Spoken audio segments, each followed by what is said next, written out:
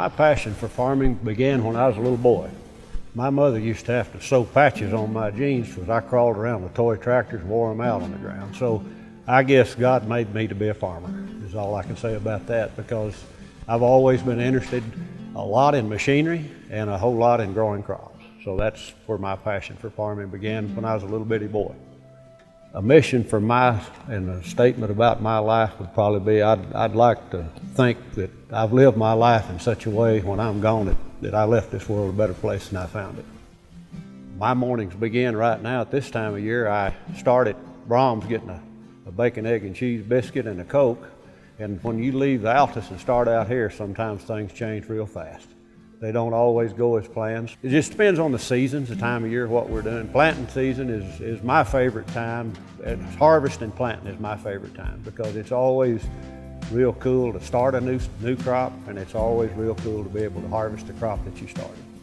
You know, I don't think that I've ever had a failure in business. There's been ups and downs. You learn from your ups and downs. So I don't really consider things that didn't go the way I wanted them to as a failure. I can consider them a learning experience, something that we can expound on and correct later. And in farming, a lot of things that you think are wrong are not always wrong every year. So maybe it wasn't a mistake. So I mean, you open up every day and every year with a new idea that sometimes they work, sometimes they don't. The innovations have changed a lot in the years that I've been farming. Guidance is one of the things that we use a lot. I'm not real good on it. That's why I've got these young guys around, because I have a cheat sheet under the armrest and every piece of equipment that I've got to look, but if it gets lost, I have to call them, tell them how to set it up for the field. But they usually set it up for me, and then I get along pretty good. But probably guidance would be one of the greatest things that helps us, because, you know, over the years it'd be real dusty and you couldn't see where you'd been, and then you overplan a lot not having guidance, and it just takes the stress off of running a piece of machinery all day. My goals for the future would be to try to improve what we're doing, make it better. And again, I said this a while ago, you know, I'm 65 years old, and I hope I have a lot of time left to see how some of these things turn out. But I would like to think that by that, you know, I can do what I have done will be a help to the generations behind me.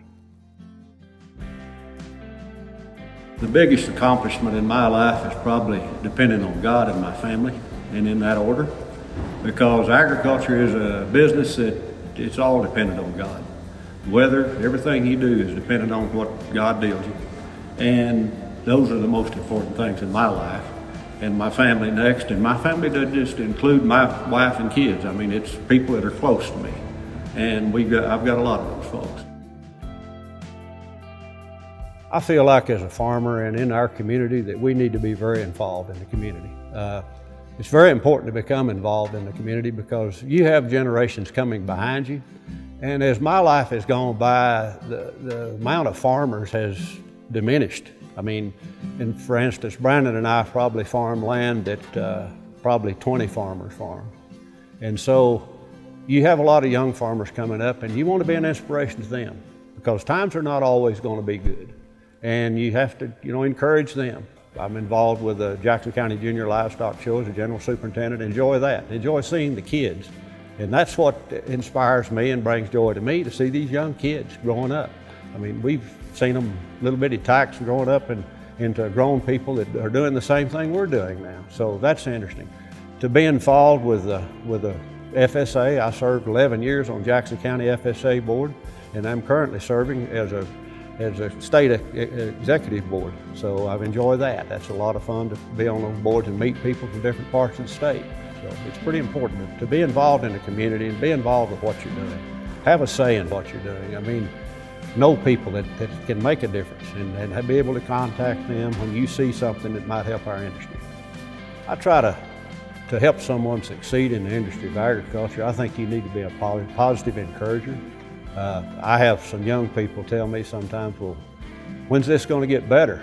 And I say, well, one told me when wheat was $12 a bushel, he said, boy, when's this going to get better than this? I said, son, if it's not working for you now, it's never going to, because we've never seen $12 wheat and may never see it again in my lifetime. But it's important to have, you know, an influence and to have some contact with younger generations. And I said, the biggest thing is to encourage them and live your life in such a way that you're not bogged down in old ways. Be open to new ideas. And that's where I think that it's important for me to be involved with young people, because I pick up on a lot of new ideas. Farmers have a tendency to do everything the way they used to do it and do what the guy across the fence had done. Well, if you watch the guy across the fence all the time, in my case, you may be doing it the wrong way, because I may not be doing it right but half the time. The next generation farmer is going to have to be one that is innovative. He's going to have a lot of grit, have to have a lot of perseverance for what's going on in the world, because you're dealing with market changes, you're dealing with weather issues, you're dealing with, problems that other countries are having that influence your markets. You're dealing with environmental issues where people are always against what you're doing for whatever reason it is, the chemicals you're using or how you treat livestock. There's a lot of things out there that come into play with the industry that we live in. A Manitou telehandler is a pretty cool piece of machinery. We've never had one, but it's like everything else we've had on this farm that we got along without. For instance, we bought a backhoe several years ago, and I wouldn't be without one on the farm, so that's probably the same thing that we'd be using one of those for. I mean, I can see a lot of uses for it for handling hay, or it has a high lift capacity if you need to lift something high. And so, I mean, we've never had one on the farm to use, but I'm sure we'd find a lot of uses for it.